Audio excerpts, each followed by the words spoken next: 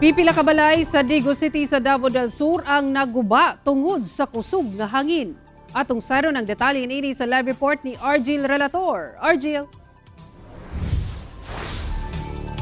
Sara 16 ka mga balay nga naatunga sa umahan ang nadanyos human nga giigo sa giingong buhawi sa usa ka barangay sa Digo City, Davao del Sur Province.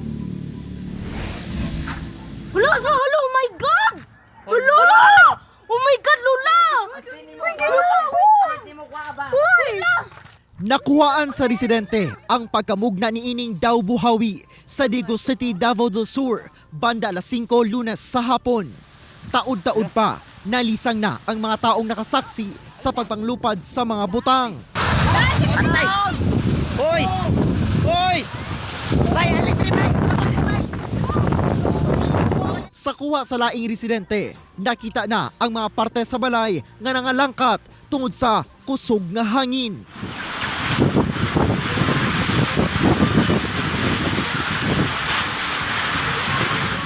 Kinaugmaan, tataw ang danyos na gibilin sa buhawi sa Purok Nangka, Barangay San Miguel.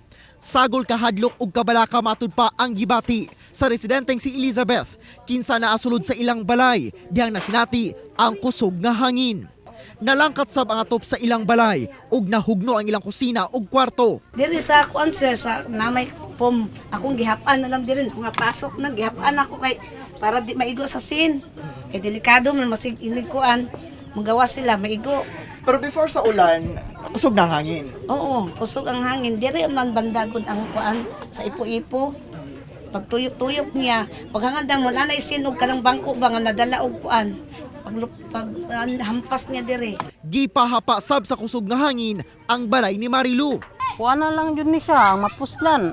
Pero ambot lang, una pa ba mapuslan ani sir kay tanawa ko ni sir nga tupi-tupi na ang mga sin. Yes, ang mga kahoy na mo. Dili jud pud ingon nga kuan. Lakip ang ugat sa punuan sa mangga dool sa nadanyos nga balay nila Jean Rose na lukat sab. So kay hangan sir nga ang mga sin nangalagpot na dito, mga dito gikan nga sin, naabot na diri ah. Sa assessment sa Digo CDRMO, ana sa 16 ka mga balay ang nadanyos sa maong hitabo.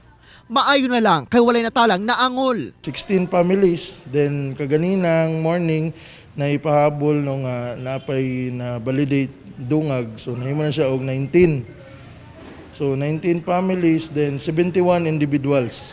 Naghatag na og food packs ug hygiene kits ang Digo City LGU. Mga materyales sa panimalay nga makatukol po mi og balik, mga kagamitan sa kusina, mga sanina. Sa among sitwasyon karon unta, matabangan mi nga madali lang pud mi makatukod og kanang makatulugan na mo kay halos jud kami diri nga linya, hurot jud.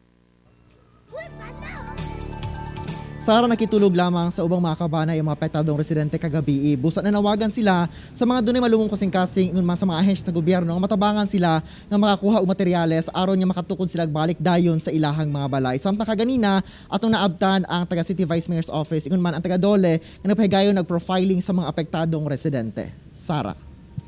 Okay, daghang salamat, Argil Relator.